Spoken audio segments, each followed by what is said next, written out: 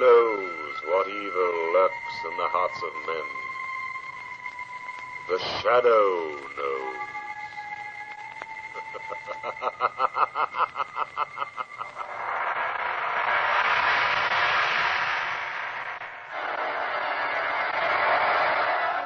Once again, we bring you the thrilling adventures of The Shadow, the hard and relentless fight of one man against the forces of evil. These dramatizations are designed to demonstrate forcibly to old and young alike that crime does not pay.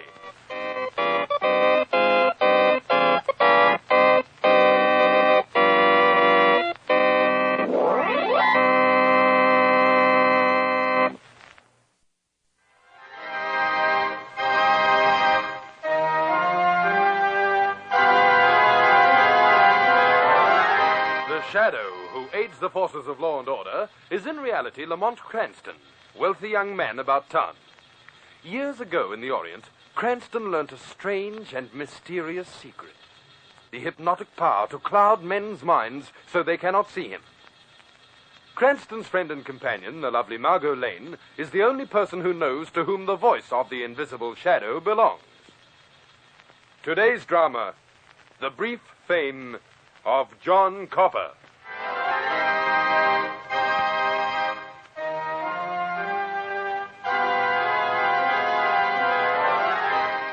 In a large sub-cellar room, illuminated by flickering lanterns, a group of tough-looking men take chairs. One man mounts a dais, raps for order, and a strange meeting begins. The 33rd meeting of the Royal Mob is called to order. Order, please. Order. And now let us proceed with the meeting. Miss Harsh will call the roll. Snowy Allen? Here. Louis Brady? Louis Brady. Mark him absent, Miss Harsh. Happy Harmon? Here. Con Crandall? Con Crandall. Dear me, this is very strange. I believe I instructed all members to attend this meeting. There can be no excuse for Brady and Crandall not to show up. There is, boss. What's that? Why? Brady's dead, boss, and Crandall's in jail. What? It's that amateur detective fella, Lamont Cranston, boss. He's been working with the police. He fixed Brady and Crandall. Ah, yes, Mr. Cranston. That gentleman has been extremely annoying lately. You've got to do something about it, Chief. This makes 7 members of the Cranstons removed in 2 months. Yes, Gentlemen, there is an old saying. Always meet an unusual problem with an unusual solution. I believe I have an idea that might work. Yeah? Let's hear it, boss. It is simply this, gentlemen. I propose to have Mr. Cranston accused of a crime. But the police are his friends, Chief. Even if they were convinced, they'd think it was only a temporary lapse and they'd let him off lightly. True, and that is why I intend that the evidence against Mr. Cranston shall be watertight. Therefore, I'm going to see to it that he is captured and convicted by the Shadow. You're surprised, gentlemen? My thought is this. Even if the police help Cranston, when it reaches the ears of the Shadow, he will see that he pays the full penalty. The Shadow has always menaced crime. Now let him help us. You can't do it, boss. Mr. Happy Herman has the floor. You're not in your right mind. Nothing but trouble will come from getting mixed up with the Shadow. You're out of order, Happy. But I'm not out of my head. What are you trying to do, send us all to prison? I've done a lot of crazy things for you, but I'm not going to play around with the Shadow. Where's your gun, Happy? Huh? What are you talking about? We always have to leave our guns outside. You know that, Chief. Yes, Happy. But mine isn't outside. No, boss. You don't trust your president, Happy. That's no good. I'm afraid you can't belong to us if you lack confidence. No, boss. No, for the love of chair me. hereby declares you stricken from the rolls. Miss Harsh will appoint a committee to dispose of the body. Meeting adjourned.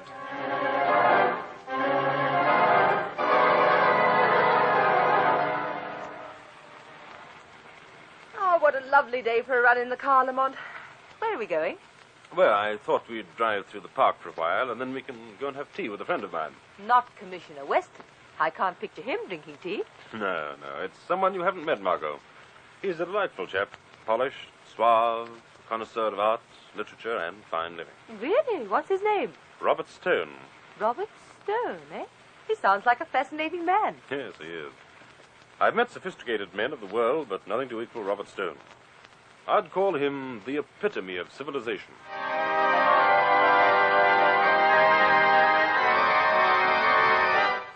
As I was saying, Miss Hodge, the epitome of crime is murder.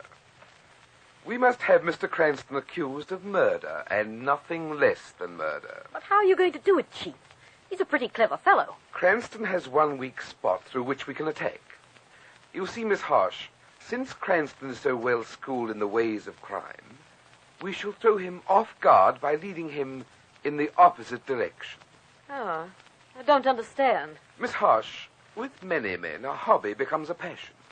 And in the pursuit of that hobby, they sometimes become blind even to the obvious. Cranston has such a hobby, Chinese porcelain. I think through Chinese porcelain I can persuade Mr. Cranston to become involved in a situation he would ordinarily view with extreme suspicion. I still don't understand. It's simple. I will maneuver Mr. Cranston into a position where he will say things and do things before witnesses. Things that the court will accept as evidence of premeditated murder. Oh. Then the members of the royal mob will see that the Shadow hears of it through the underworld Bush telegraph. I see. Incidentally, who's going to be murdered? Dear me, I've almost forgotten. We must have a murderee. Miss Harsh, you'd better run out and get me a body. Yes, Chief. How do you want it, Chief? Dead or alive? Alive, Miss Harsh.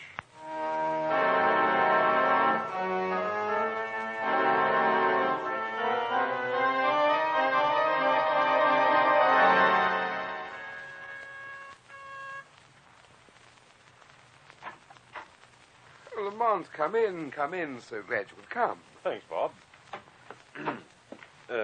Margot, may I present Mr. Bob Stone, Miss Margot Lane? How do you do? How do you do, my dear? Come on in and sit down. I have a pot of tea brewing. Oh, wonderful. Incidentally, Cranston, I have a special treat for you, my boy. We're having our tea Chinese fashion today, and we're going to use these beautiful Han Dynasty cups. Sit down. You here, Miss Lane? George, Bob, you didn't buy these hand cups from the galleries, did you? I did. Right from under your nose. Isn't that just my luck, Margot? My new friend turns out to be a rival collector. Not exactly rivals, Miss Lane. I happen to be partial to Han Dynasty art. Lamont, unfortunately, tends toward the Ming Dynasty. Now look here, Bob. You don't claim the Han art to be superior to the Ming. Certainly it was. Oh, nonsense. No comparison. There's much to be said for both sides, my boy. However, I will grant you one superiority, and that's the immortal Ming chalice. Oh, the Ming chalice. Heavens, what a thing of beauty that is. I never heard of it. It's an exquisite blue chalice, my dear, the only piece of its kind. It disappeared about 15 years ago. It was destroyed in the fire of a Chinese temple. So they say. Such a pity. Every collector in the world is itching to get his hands on it. You too, eh, Lamont? I certainly am. Ask him how much he'd pay for it, Miss Lane. I'd pay a fortune for it. And you'd steal it if you couldn't buy it. Yes, I think I would. By George, I'd almost be willing to commit murder for that beautiful chalice. Beware of all art collectors, Miss Lane. When the fever overcomes them, they become thieves and murderers, like Lamont. Oh, excuse me. Hello? Boss, I've got a body for you. I picked him up down in the slums. Ah, splendid. Well, what do I do with him? What's your opinion of the merchandise? He's a tramp. He's not very bright. We can do anything we like with him. Very well. Suppose you deliver it to my home as quickly as possible for inspection. Goodbye. Pardon the interruption, my friends. Now, Lamont, prepare yourself for a shock. A shock? Lamont, the Ming chalice wasn't destroyed. I know where you can buy it. What? Staggering news, eh? Yes, it's true. I found the Ming chalice for you. Suppose you meet me tomorrow at the Oriental Art Galleries, Civic Street. Say around 3 o'clock. The Ming chalice there? No, I'll say no more. Just meet me, my dear friend. I promise you have quite a surprise in store for you tomorrow. Quite a surprise.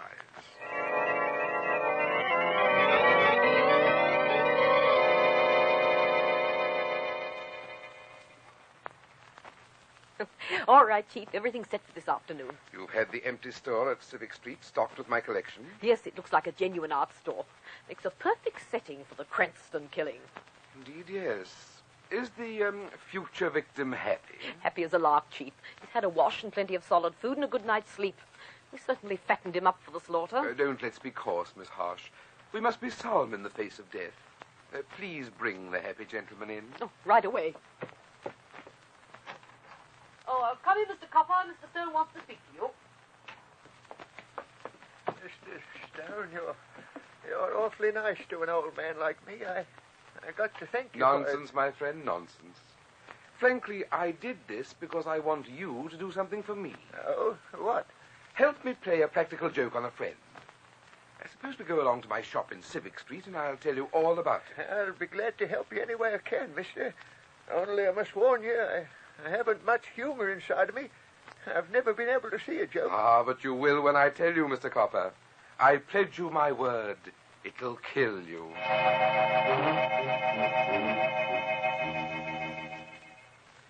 Now, my friend, is everything arranged? I think so, Mr. Stone. You better hurry, Mr. Stone. It's almost 3. He'll be here soon. I'll just go over the details once more. You pretend to be the owner of this store.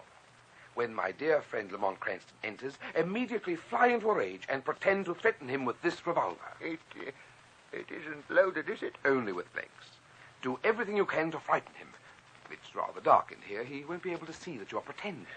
Yes, I understand, Mr. Stone. The whole idea is to frighten him to death. Miss Harsh and I will be concealed behind these curtains. Watch. Mr. Stone, quickly. I can see Cranston driving up the street. Margot Lane's at the wheel. Right. Cranston's getting out. Lane's going to park the car. Splendid. That will delay her just long enough. All right, we'll hide now. The joke's just about to begin.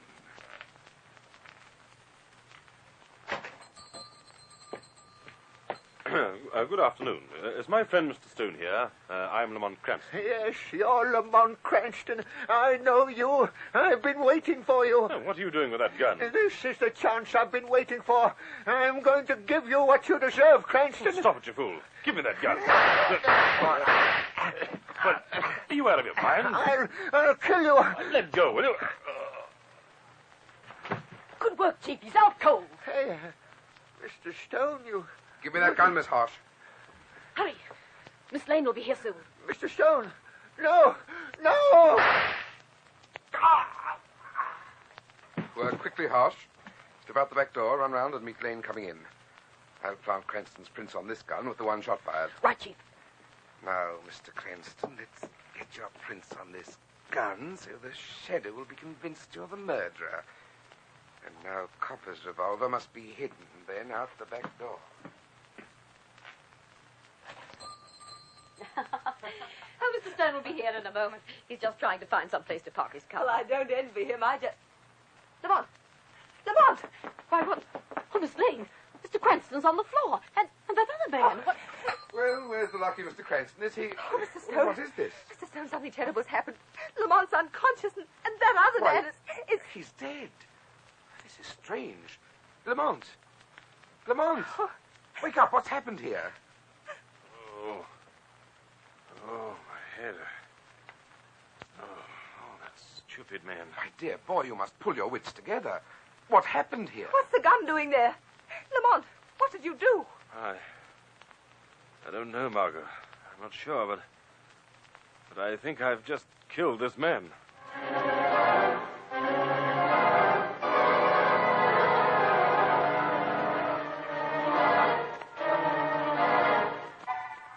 It looks as though Robert Stone's evil plan will succeed, but the Shadow is certain to take a hand in affairs.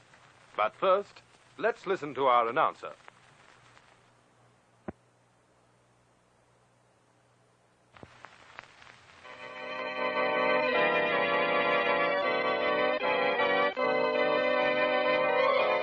And now, back to the Shadow. It is some time later. The police have been notified of John Copper's death, and we find Lamont Cranston, Margot Lane, Robert Stone, and Miss Harsh in the office of Commissioner Weston at police headquarters. Cranston, I want you to understand something right from the start. Because you're a friend of mine, I'm going to be harder on you than I would on anyone else. Now, you were found in that store with the murdered dealer. He was shot dead with a gun lying close to your hand. Evidently, you'd been in some kind of fight with him. Now, I want you to answer me truthfully. Did you kill him? I don't know. Believe me, Commissioner, I don't know. Ah, you don't know. What sort of an answer is that? Don't you understand? There was a fight. I was knocked out. Perhaps I killed him. I don't know. Why were you fighting? Well, I don't know why. I'd never seen him before in my life. Ah, well, then why were you down there? It was the Ming Chalice. Quiet, Miss Lane. But it was... Don't say anything. Now, just a minute. I'm still police commissioner, Mr. Stone. I'll tell the witnesses what to say. What's this about a Ming Chalice? It's a rare work of Chinese art. Lamont was very anxious to buy it. Don't say it, Miss Lane. Don't say what? I'm talking to Mr. Stone. Don't say what. Answer. I can't. Mr. Stone, perhaps you're doing Mr. Cranston more harm than good. Perhaps you had better tell the truth. Lamont, it's up to you. What should I do? Well, I don't know what you're trying to conceal, Bob. But the truth never hurt anyone. Tell it. Very well. I was afraid Miss Lane would reveal that Lamont had said, jokingly of course, that he would cheerfully steal or commit murder for that chalice. Oh, he did, eh? Cranston, I can't understand this. What's got into you? Commissioner, I don't even know what happened. All I know is I might have killed that dealer. Lamont, my boy, you listen to me.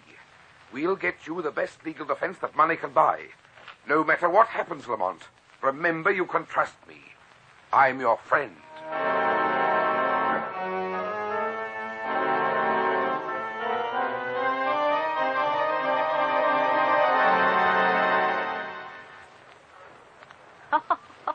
You played that scene beautifully, Chief. Too loud, Miss Harsh. Even the entrance of police headquarters may have ears. Oh. Miss Lane will be along soon. What do we do now? Two things. First, have Joe the penman take care of Cranston's claim that he never knew the dead dealer. And we'll have Joe forge complete correspondence. Plant some letters in Cranston's flat and in the store. Uh-huh. Make the subject the purchase of the Ming Chalice. Right you are, Chief. Is there anything else? Yes. We've got to make sure the Shadow gets interested in the case. To do this, we'll have to arrange Cranston's escape from jail. Escape? Isn't that step obvious? The Shadow must assume that Cranston is escaping justice because of his friendship with the police. He will. The newspapers are already saying that. In fact, one paper is asking why the Shadow hasn't come into the picture. Fine. Eventually, we arrange it so that the Shadow hears I wish to see him. Wait, here comes Lane. Look sympathetic. Oh, not me, Chief. I've got work to do. I'll see you later. Oh, Mr. Stone, this is awful. They put Lamont in a cell. There, my dear. Oh, you were wonderful inside. I can't thank you enough. My dear, I've got bad news for you. What do you mean? That was all bluff inside. Lamont is in a very bad position. I doubt if the best lawyers in the world could help him. Oh, no, you can't mean it. We've got to take strong measures if we want to help Lamont. What do you mean? We've got to get him out of jail and out of the country. It's his only hope. But how? I'll arrange the details. Go back, Miss Lane. Try and see Lamont. Tell him that escape is his only hope. Tell him to hold himself ready. Tell him that I'm arranging an escape for him. Tell him that his friends will never let him down.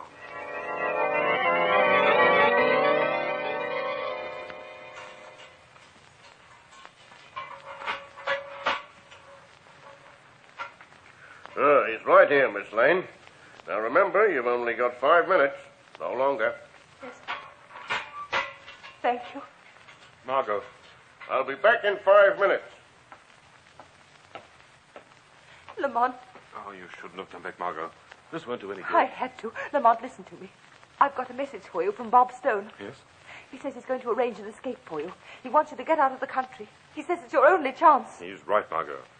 I've got to get out so the Shadow can hear me. Margot, Yes, Lamont. I want you to help me now. Oh, I'll do anything, darling, anything. Scream for the guard. When he gets here, tell him I've escaped. Then the Shadow... Yes, Margot. When he opens the door to let you out, the Shadow will leave too. Now go ahead, yell. Right. Help! Help! Guard! Help! For heaven's sake, what's happening here? Stop shouting, lady. Lamont Cranston's escaped. You left the door unlocked and he escaped. Are you mad, lady? I'm not. He locked me in and then escaped. I don't know what the idea is, but that smart Alec's probably hiding under his cot. I'll teach him. Lots of clever ones try that. Come out of there, Cranston. Come on. Holy mackerel. This place really is empty. You see, I told you so. Yes, but how am I going to tell the commissioner?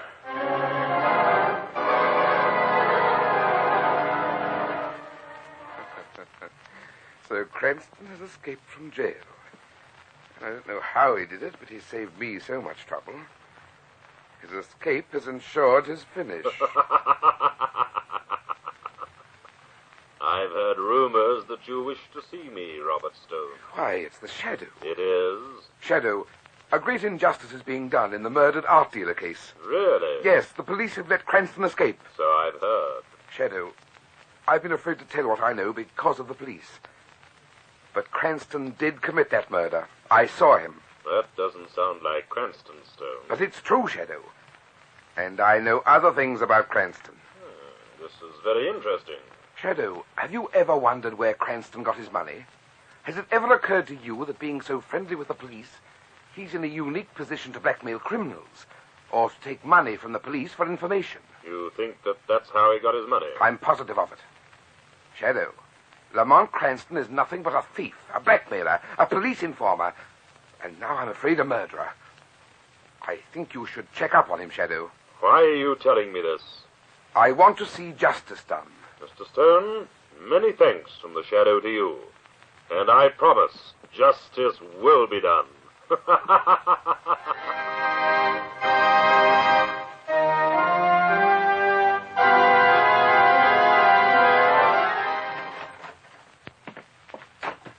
Is that... Oh, Lamont. Lamont. Yeah, take it easy, darling. I had an idea you'd be waiting for me in your flat. Oh, where have you been? Having a very interesting talk with Bob Stone as the Shadow. Listen, darling, you've got to act quickly. I've just spoken to Commissioner Weston. The case looks worse than ever. They found out you were lying about not knowing that dealer. Lying? Yes, they found letters in your flat and in the store. I might have expected that. And the gun that killed him. Now, what about it? Well, they found your fingerprints on it, sharp and clear as crystal. You're sure of that? On the .45 revolver? Yes, I'm sure. That's the best news I've had in a long time. Lamont, why? Because that's the proof which will clear me. I don't understand. You'll understand when I tell you that my very dear friend Bob Stone is behind this whole scheme to ruin me. Oh, no. And what's more, I'm going to sheet the whole job home to him by tying a can to that lovely devil of a secretary, Miss Harsh.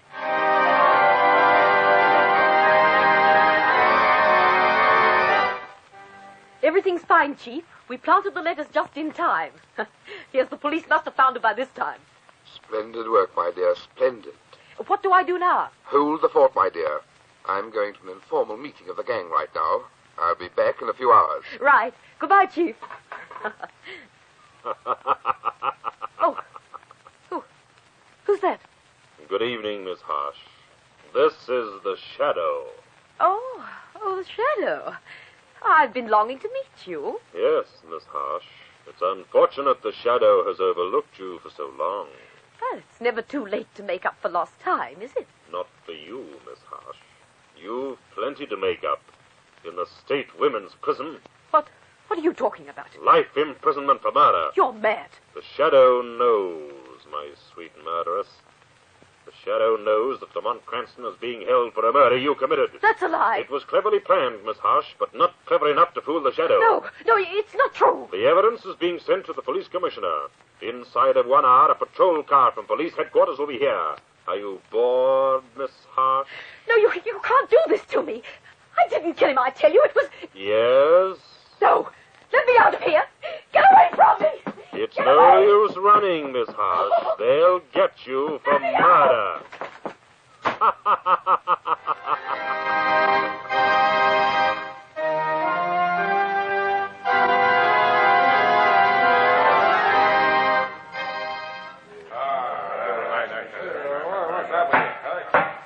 Take your seats, gentlemen. Order, please. Order.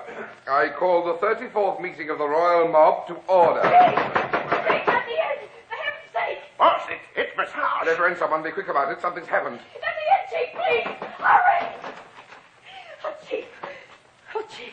The Shadow knows all about us. He came to the house just after I spoke to him. What the hell? He's accused me of murder. Said I was going to be sent to jail for it. You've got to help me, Chief. You can't let him do this to me. Who's that? Who rapped for order? Boss, look Look, table. It's moving by itself. This is impossible. I call this meeting of the royal mob to order. We will begin the meeting with the calling of the roll. Robert Stone. It's the Shadow. Robert Stone, accused by the Shadow of leading the royal mob, planning and executing innumerable crimes, attempting to have Lamont Cranston convicted of murder. Get hold of him, somebody, quickly. Jean Harsh. No! Accused by the Shadow of aiding and abetting Robert Stone in each and every crime. Stop him, someone, for heaven's sake! The Shadow demands order, gentlemen. Order. Joe the penman, counterfeiter, thief, and confidence man. Pat Murphy, gunman and murderer. The Shadow will mark the remaining members of the royal mob as present or accounted for. The Shadow announces that all of you will shortly be accounted for by the city police. Listen, do you hear, members of the royal mob? The police have arrived for an accounting. The reign of the royal mob is ended by the Shadow. Gentlemen, your meeting is adjourned.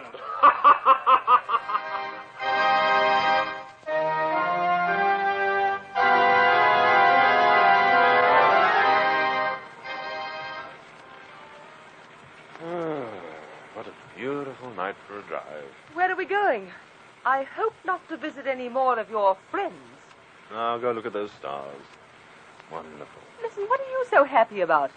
You've forgotten you're only out of jail on bond. Oh, but everything's cleared up, Margot. Except for one little detail. What about that gum with your fingerprints on it? Ah, Margot, that gun is the one thing that'll prove me innocent. Commissioner Weston agrees. Huh? How? Oh, simple, my dear. Remember you said my prints were sharp and clear as crystal? Mm-hmm. Well, when you fire a .45 revolver, it's impossible to leave sharp, clear prints. The gun has too much kick.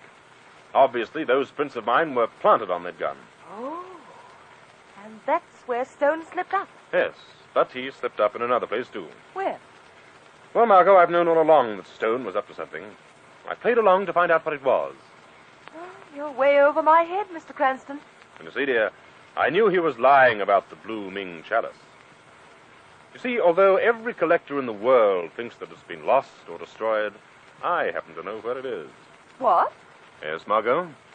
It happens to be locked away in a certain lamasery in Tibet. The lamasery where I learned the secret of the Shadow.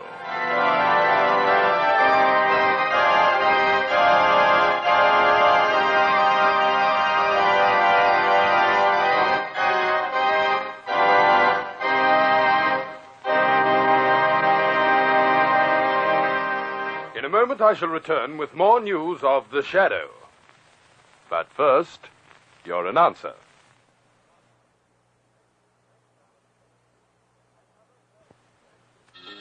Next week, same time, same station, another Shadow story. Crime does not pay.